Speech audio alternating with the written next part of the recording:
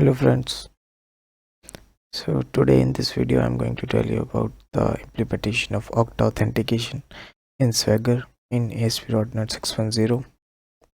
So before moving to the Okta implementation, let me show you the output which we're going to achieve today. So here is the interface once we set up our Okta authentication, and I've created one endpoint to get the token based on user name and password. Once we enter our username and password and click execute, when you execute that query, then you have a token which generated by the Okta authorization server. So when we have that token, then we use that token to authorize our API endpoints. We pass the that token in every request in our header to access the API information.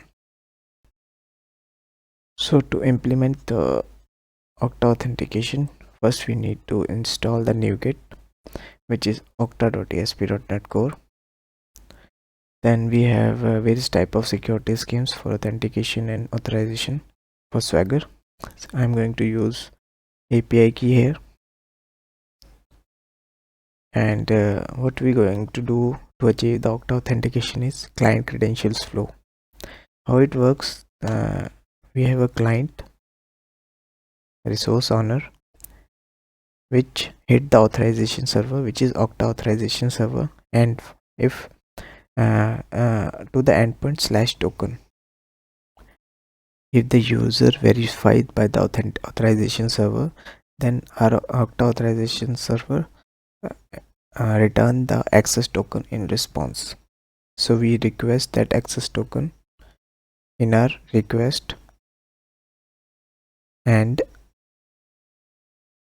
hit our resource server, which is our APIs, and our API authenticate that request with the access token and return the response to the client. So first, to implement this, first you have Okta developer account. If you don't have, then you can sign into Okta by your Gmail credential.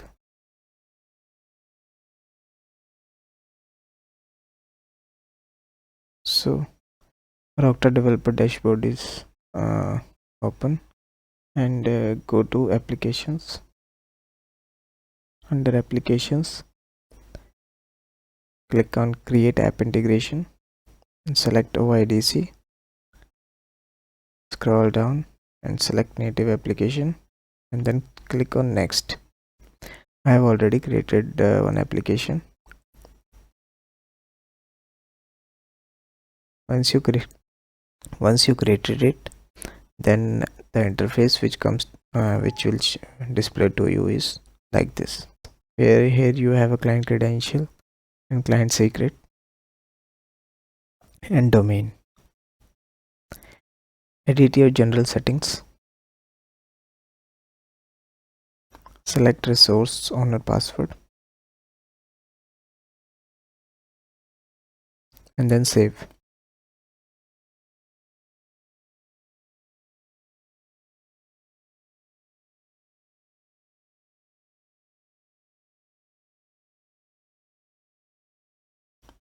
Edit your client credentials, select use client authentication and save.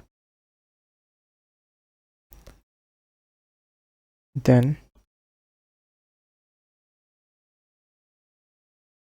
go to directory, select people,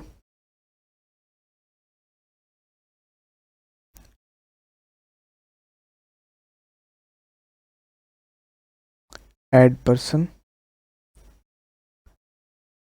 enter the details of the person which you want to register in your Okta organization.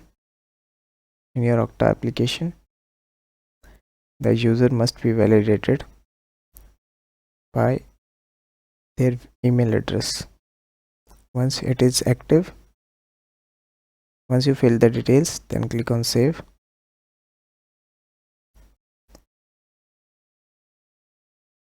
The user look like this. If it is active, you can access your Okta. You can access the token from Okta application, which you configured in your applications.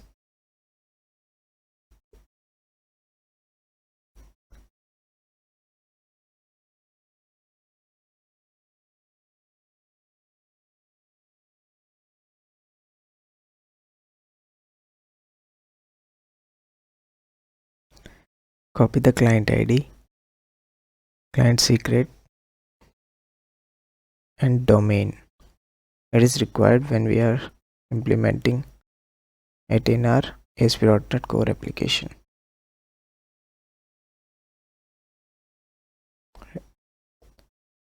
It is all set. And now go to security. Under click on API. Here you can see we have set up one default server for authentication, and here is our audience and issuer URL.